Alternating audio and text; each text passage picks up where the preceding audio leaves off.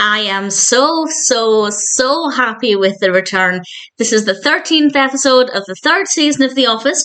This is directed by Greg Daniels, and as always, there will be spoilers from now as I go through the episode and share some thoughts. And I want to apologise if my thoughts are a little scattered. Initially, I started to make my notes kind of grouped by part of the narrative, talking about Dwight, notes about Andy, and then they all kind of got a bit intertwined. So I'm going to try and go through things chronologically, kind of, but I apologise if I'm jumping all over the place here. And honestly, it's a great episode, but something happens right at the end that I genuinely audibly cheered. So we'll get there in a little bit, but I'm sure you know what it is if you've seen the episode. So Dwight left in the previous episode, and he's now working as a sales associate at Staples. And Dwight is very menacing as he stares at the customers, waiting for them to buy something. And he's working with a woman called Paris, played by Yvette Nicole Brown. And I did temporarily think, wouldn't it be great if she was in this for a little bit? It wouldn't be too bad if Dwight worked there a little bit longer. But we realise that that's not going to happen, but we'll get to that in a little while. Most of the narrative focuses on, well, Michael missing Dwight and Michael really getting annoyed at Andy.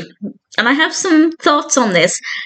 Andy, he referred to him and Jim as Andy and the Tuna, which I have to say, it sounds like a pretty good double act name. He has a customised ringtone on his phone, and honestly, it's really catchy. I really like it.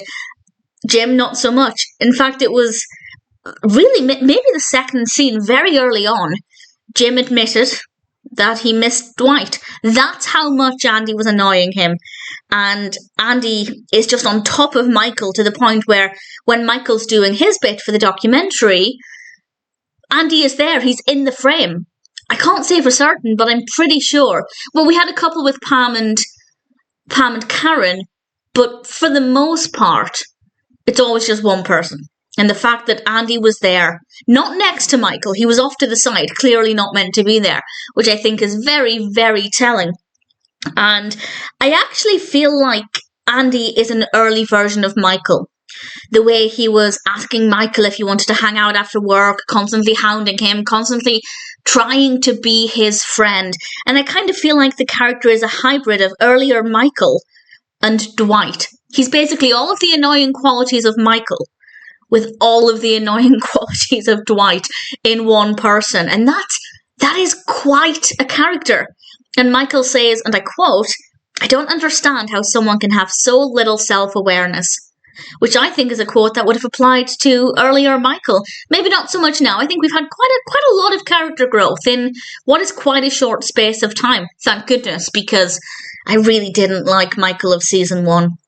I think they managed to rein that back in a little bit and made him a little bit more bearable. I don't dislike Andy, though. I mean, in real life, I would absolutely hate him. He would drive me crazy. But I actually find him quite fun in the episode. And I think that's largely because the performance is just absolutely brilliant. And he ends up fishing for Jim. And Jim asks Karen if she wants to help him get back at Andy. And Karen says, and I quote, "You should not encourage him." On the one hand, yes, Jim does encourage Andy sometimes. But at the same time, that's not the kind of person Jim wants to be with. And he just called her a party pooper in return because she was too busy picking up the mess that Dwight left behind with his sales that obviously needed to be taken over. And he then goes to Rainn, and Rainn said, "Not right now, ask me 10 years ago," which I rather liked. And finally, eventually, he asks Pam, and for a nanosecond, it's like Pam is going to say no. She says she's really busy with something, and then immediately said yes. And I was so happy that he did. But that's not the bit that made me excited. But we'll get to that in a little bit. We don't know exactly what Jim is doing to begin with. We see him in the background taking apart the ceiling to go into the air vents. And he then helps Michael realise that Andy is just kissing his butt. And Michael realises this. And by the end of the episode, let's just jump forward a little bit, Michael realizes he doesn't want somebody to kiss his butt just to help their career. He wants somebody to kiss his butt because they genuinely care about him as a person. And I think that is our key difference between Dwight and Andy. Because Dwight is also very much irritating and often on top of Michael, but because he cares about Michael and really wants Michael to be his best friend. Whereas Andy is all in this for Andy. And I think that's a really important distinction between the two there. Backtracking a bit, Andy's phone begins to ring. And ring, and ring, and ring. It's in the ceiling. And this goes on for quite a while, actually. Thankfully, the ringtone is pretty catchy, so I quite liked it. And he has this huge outburst. And he ends up punching a hole in the wall in this fabulous performance. And Michael says, and I quote, referring to Dwight, "I replaced him with Andy, who loves this place so much he punched a hole in it." I just found that so funny. And ultimately, what happens with Dwight? I completely forgot to mention Oscar is back. I told you my notes are completely scattered. Oscar is back, and they're having a party for him, and we'll come back to that in a little bit.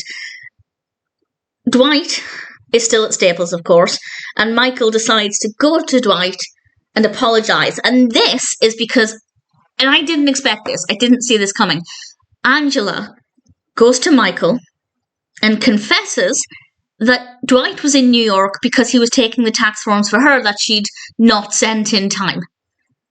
And she kind of just word vomits. Everything just kind of falls out of her mouth really, really quickly. And I feel like she did this because she really misses Dwight. Not so much out of guilt. I mean, I think there is guilt there, but I think it's more because she misses Dwight, which is fair enough.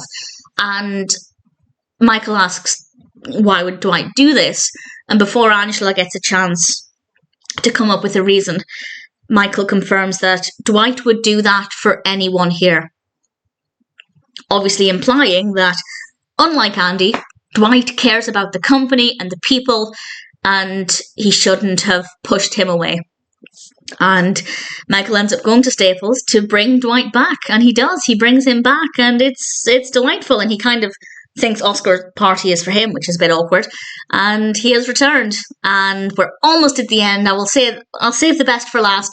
The very, very end is Andy going to an anger management course, so that's fair enough. I genuinely, when he had his huge outburst, just when he was about to punch the wall, or he did punch the wall, I honestly thought before he got to that stage of punching the wall, I felt like he was on the verge of quitting.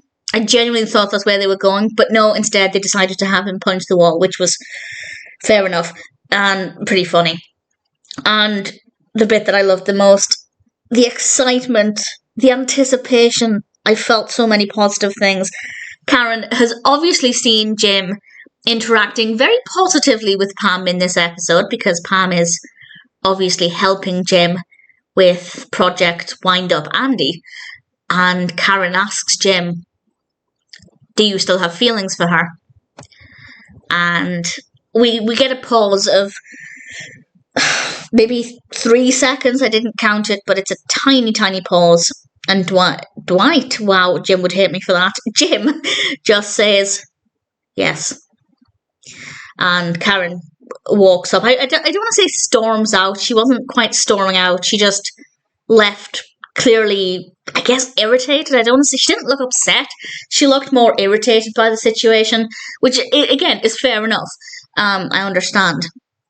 That's definitely a valid feeling in the situation, but I'm so over the moon that he has finally admitted it, not just to himself, but also to Karen. But I do wonder if that's the first time he's allowed himself to admit that to anybody, including himself, since moving to Stanford and then moving back. So I'm over the moon. Really, really happy. So excited. And I need to give up trying to predict what's going to happen next in The Office, because I'm always incorrect. But with this one, I need to know. I really, really need to know, and I cannot wait. I don't think anything will happen in the next episode because they've teased this out for so many episodes. Then they've given us a little nugget, and I think we're going to have to sit with that for a little while longer, and we'll see what happens there. So, really excited. Cannot wait to see what's next, and can confirm that I really thoroughly enjoyed the return.